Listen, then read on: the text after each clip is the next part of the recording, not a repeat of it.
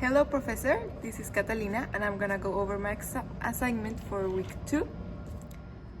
Okay, so to start, I'll show how I did all the calculations. So we have the two groups. Okay, for the mean, I used, the formula of the mean, that's the sum of all the scores divided the number of the scores. For group A, I got A. For the mode, I counted the score that appeared most times, which was also 8. And for the median, first I found the position of the median. So this is the formula, n plus 2 divided by 2. This was 5.5, which means that once you organize the numbers in a scale from low to large, the median is the number between the 5 and 6 number. You do an average for it, which in this case 8 plus 8, 16 divided by 2, it will be 8 as well. And the range, you just subtract the lowest score from the highest, and in this case it's 4. Okay, for the variance, the first step you need to do is to calculate the difference between each score, the squared difference between each score and the mean, which is also known as the sum of squared deviations. So remember that in this problem the mean was 8. So you do that for each individual score and you squared it so that when you add them, it will not give you 0. Here's my process. Once you have this part, what you do is that you divide it. You sum it, sorry. Yeah, so you sum all these scores and it gives you 12, and then so you divide that by 10 minus 1. I chose to use n minus 1 because I think this is a sample smaller than n equal to 30, so which for statistical purposes I'm gonna use n minus 1. And once I replaced it, this is the number I got. The standard deviation is the square root of the variance. So basically I just took the variance and I did the square root of the variance. For group 2, I did the same. So for the mean, I sum up all the squares and divided by the number of squares. It gave me 5.8. The mode, I looked for the number that was repeated the most that had a larger frequency, and it was 8 as well. For the median, again, I found the position. It was again 5.5. I organized them in order and did an average between 5 and 6 and gave me 5.5. For the range, again, I subtracted the smallest number from the big one. It gave me 7. The variance, once again, this formula. So I first calculated the sum of square differences, or like deviations, again using the mean.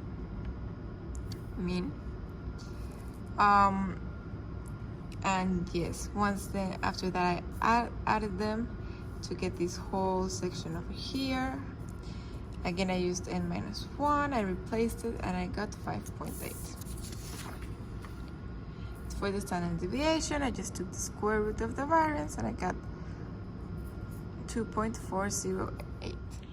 Hi. Okay, so now I'm gonna go to the other part. So the hypothesis I chose for this exercise was the new method A of teaching spelling is more effective from the traditional method B. It's a directional hypothesis.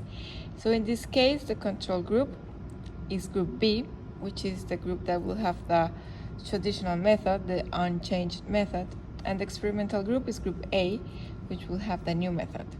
The dependent variable is the effectiveness of the method. In this case, it is operationalized by the scores obtained by the kids or students that took the standardized spelling exam. So the higher the score is, the more understanding of the material, which implies more effective the method is. The level of measurement, this is a ratio data because there is ranking or like magnitude order. The intervals of the unit are the same and there's a 0. So a kid can score 0. and that this allows us to calculate ratios. The independent variable is teaching method. Level of measurement, it's nominal because there are just two categories, it's categorical. We don't know yet if there's one superior to the other. That's the whole point of this experiment. Okay, now for the discussion. We're gonna start with the measures of central tendency. The first measure of central tendency we have is the mean. The mean is an average of all the scores obtained. So in this case, group A mean, which is a new method, was higher than group B mean, which is the old method, which means that more kids in group A scored higher than in group B. The mean can also be used in statistics to reject or affirm the null hypothesis. What is a null hypothesis? The null hypothesis is the negation it's the negation of the original hypothesis. So our original hypothesis was that the new method A of teaching spelling is more effective from the traditional method. So in this case, the new hypothesis is that the new method is equal or less effective than the traditional method when teaching spelling. So if this was true, then the means of both groups would have been equal, or the mean of group B would have been larger, which was not the case. That is really briefly summarized because it usually involves running a C-test or a T-test or any other type of test, which we are not getting into right now. Okay, for the median is a number that separates the data in two, so the higher half and the lower half. So for group A, the median was 8, which means that half the class was above 8, while for group B, the median was 5.5, which means that half the class was below 5.5, which is like a really bad or low statistics compared to group A. So the median also supports that group A was better. Then we come to the mode. So the mode is just like which score is there more frequent. And for both groups, it was 8. This is a really tightening statistic and limiting. You cannot really conclude from just the mode, because the mode is not sensitive to extremes or doesn't include like dispersion or variability, or it's really limited. So yes, in these two cases, like the mode was the same, but as we can see before, group A had so much higher scores than group B, which we cannot see by just looking at the mode. Okay, it is important, as I mentioned before, to look at the relationship between these three, mean, median, and mode.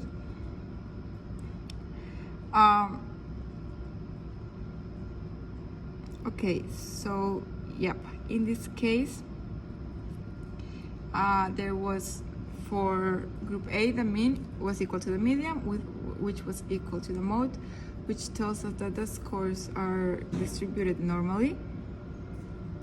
So they are symmetrical to the mean, and enhances like statistic analysis for tests or other stuff. For group B, however, something really different happened. So the median was the lowest score, and then came the mean, and then the mode. So this just tells us that like half the class, it's below the median, which was 5.5.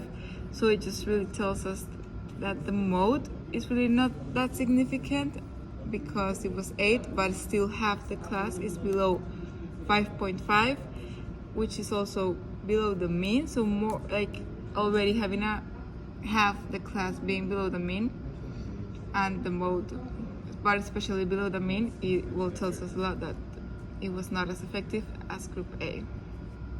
Now we're gonna go to measures of variability. So the first one is the range. The range gives us an introduction of how spread the data is by just like giving us an interval between where the data is located. but it doesn't provide us that measure of dispersion that we're looking for, because it is super sensitive to extreme scores, so we cannot conclude how close or apart a data set is depending just on the range. Nonetheless, the range from group A was smaller than the one from group B, but still we cannot jump to conclusions. We need to look at the variance and standard deviation before we say which set of scores was more widely distributed. So the variance, as I said before, is a measure of distribution of a data set, measuring how spread the scores are from the mean and from each other. The higher the variance, the further away each individual score is, in average, from the mean and from the other scores. So the variance of group A was 1.3, which is smaller than the one from group B, which was 5.8.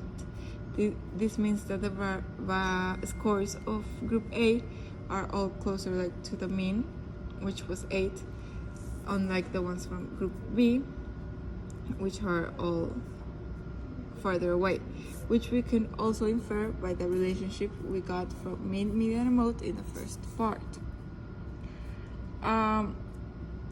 There is still one problem with the variance, and that's the reason why we have a standard deviation.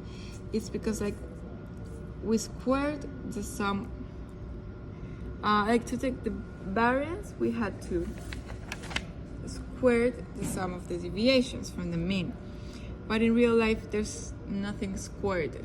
I cannot have test scores squared, or number of shoes squared, or miles run squared, or pounds lost squared.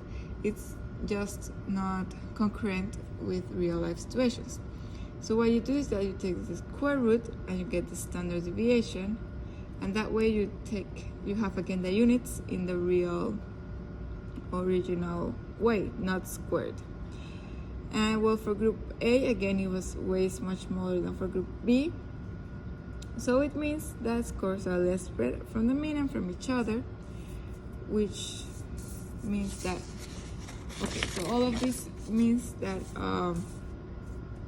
group A scores were better than group B. We can see it in the different statistics. So I will say that the hypothesis was